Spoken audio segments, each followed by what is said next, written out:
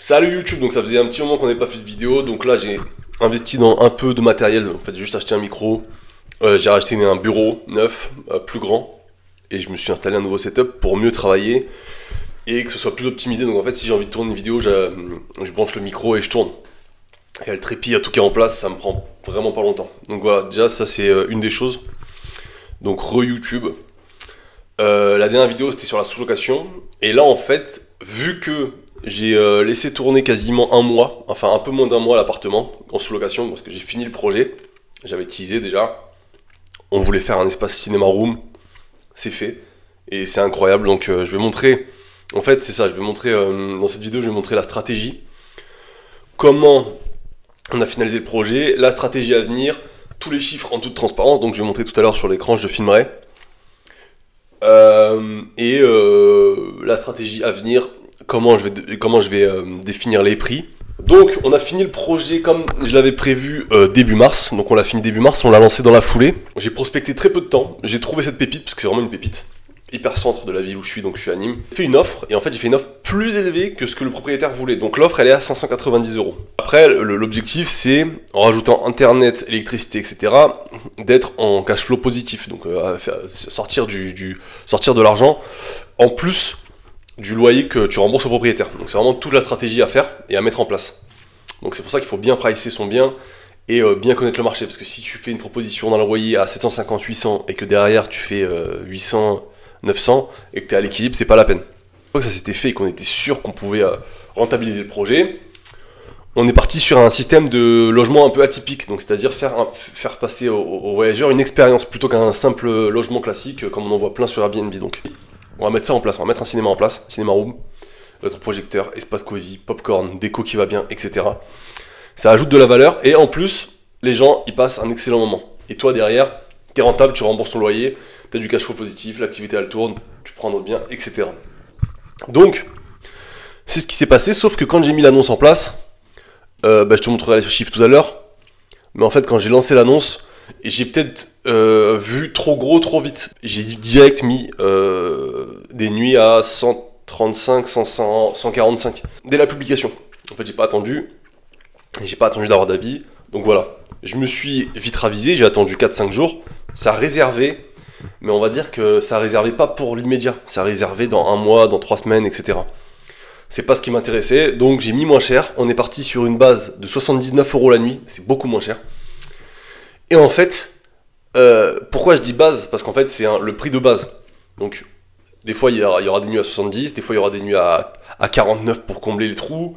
Parce qu'en fait, ça aussi, on va y venir dans la vidéo, mais moi, j'utilise PriceLab. Donc, c'est un logiciel qui utilise l'intelligence artificielle pour voir s'il y a de la demande ou pas sur certaines dates pour adapter. Donc il y a des dates où j'ai été pris assez cher et il y a des dates où voilà, j'ai été bradé, vraiment c'est le terme bradé, mais ce qui nous a permis pour le mois de mars, en commençant difficilement avec une mauvaise stratégie que j'avais mis en place, on a fini je crois sur un CA de 1200 €.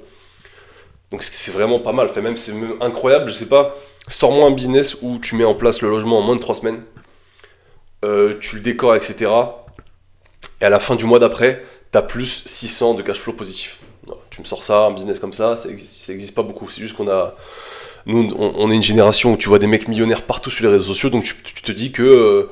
ouais, 600 €, c'est énorme. Ça reste énorme. Donc voilà, évidemment, selon le véhicule fiscal que tu vas utiliser, si tu te mets en société ou en micro, ça va pas être la même rentabilité que tu vas avoir. Donc ça aussi, c'est quelque chose à regarder. Donc voilà, grosso modo, le premier lancement là sur l'annonce, je suis très content. Ça tourne, on a déjà des avis. De toute façon, j'ai montré l'annonce. Donc là, je finis le blabla. Ce qui t'intéresse peut-être pas d'ailleurs. Mais tu vois au moins les stratégies de quoi je parle et comment je pense quand je lance le projet. Maintenant, toi, de ton côté, si tu veux te lancer sur de la sous-location comme j'ai fait, et vraiment, c'est du passage à l'action en moins de 10 jours si tu te lances et que tu appliques les bonnes stratégies que je peux t'enseigner. Je suis en train de, en parallèle de ça, faire des vidéos pour justement aider ceux qui voudraient se lancer en sous-location, parce que c'est quelque chose qui n'est pas du tout saturé, t'as pas besoin de t'endetter, t'as pas besoin de faire de dossier bancaire, t'as juste à convaincre un propriétaire. Donc en parallèle, je suis en train de faire des vidéos là-dessus. D'ailleurs, si tu veux être au courant dès que je mettrai les vidéos en ligne, c'est dans la description. Aussi, si tu veux te lancer, va falloir que tu connaisses vraiment déjà ton secteur, le marché de ta ville, combien Parce qu'il y a des propriétaires qui vont mettre des loyers à 550, leur appartement en vaudra 450, donc évidemment il faut vraiment connaître les prix de son marché. Tu peux pas te lancer sur une ville sans connaître le prix du marché, donc ça c'est vraiment un point de focus, et c'est là qu'on s'en rend compte, parce que si moi je fais une offre à 590, c'est que je suis sûr que je vais pouvoir derrière assurer le truc, parce qu'en fait moi j'avais déjà des biens que j'avais achetés déjà, donc je connaissais le marché. Mais le fait de le mettre en atypique, avec un petit cinéma room, un truc, etc., en ajoutant la valeur, derrière les prix ils peuvent vraiment grimper, et c'est d'ailleurs ce que je conseille à tout le monde qui se lance en courte durée, c'est vraiment de faire la bascule et plus faire simplement des logements pour accueillir des voyageurs. Il en faut, parce que il y a toujours des gens qui voyagent pour le travail, des gens qui veulent visiter la ville, etc. Mais vraiment dirige-toi sur une niche, quelque chose d'atypique, des pièces à thème, des love rooms, etc. Parce que c'est ça qui va dicter le marché dans les prochains mois, prochaines années. Parce qu'ils vont faire passer de plus en plus de lois restrictives sur la courte durée pour vraiment casser le marché, parce qu'il y a de plus en plus de gens qui s'y mettent. Il y a des gens qui font vraiment tout et n'importe quoi. Donc voilà. Donc ça c'est fini pour la première partie de la vidéo. Là on va se retrouver sur Airbnb. Et on va pouvoir... je vais pouvoir te montrer. Je pense que je serai sur le téléphone. Je vais filmer mon écran et je te montrerai les chiffres. Donc c'est parti, à tout de suite. Heureux pour la deuxième partie. Donc là on est, comme j'avais dit, on est directement sur l'interface Airbnb. Donc je vais te montrer vraiment comme si c'était une expérience utilisateur directement sur le téléphone. Donc voilà. Magnifique cinéma room.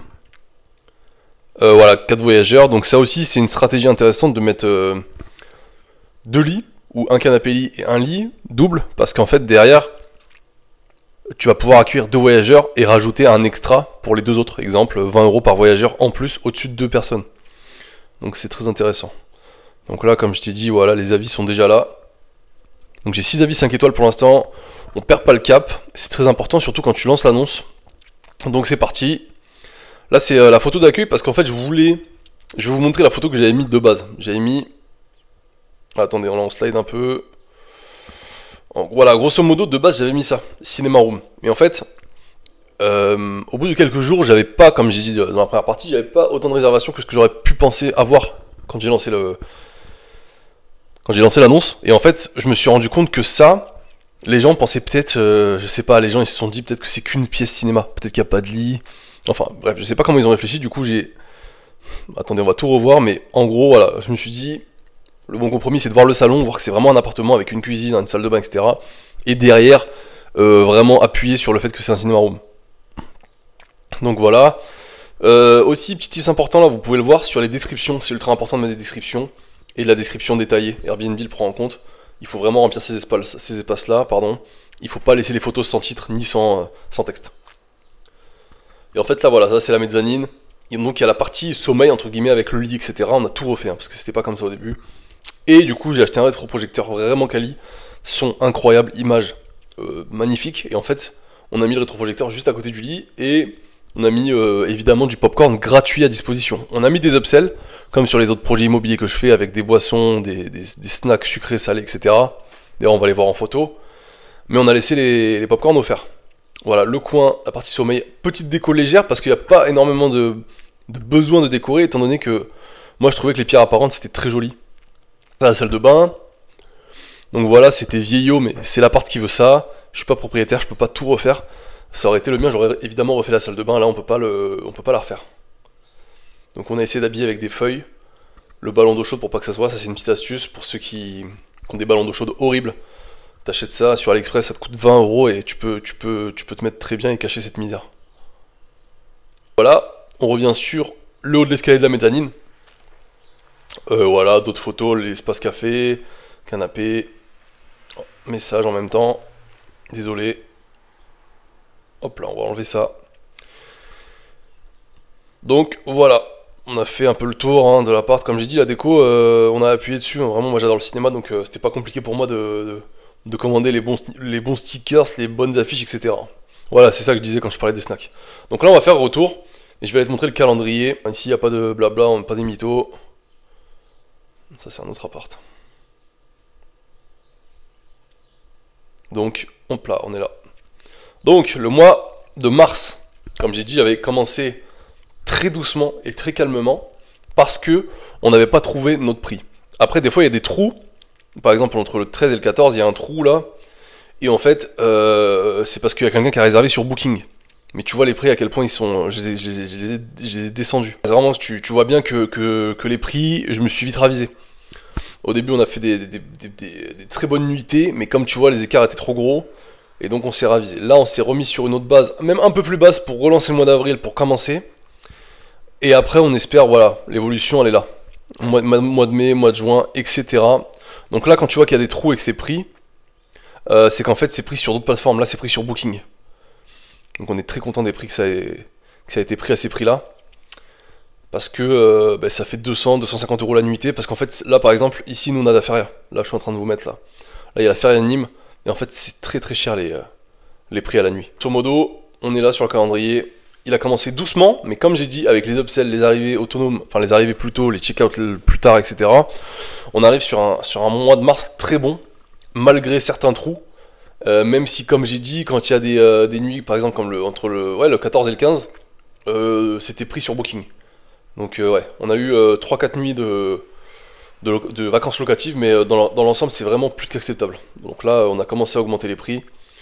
Et du coup, je te tiens au courant des prochains projets et des évolutions des prix qu'on mettra en place. Donc voilà, j'espère que cette vidéo, elle t'a appris 2-3 petites choses, que j'ai pu te donner 2-3 conseils parce que c'est aussi le but.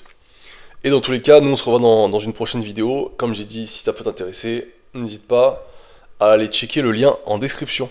Allez, ciao, ciao, à bientôt.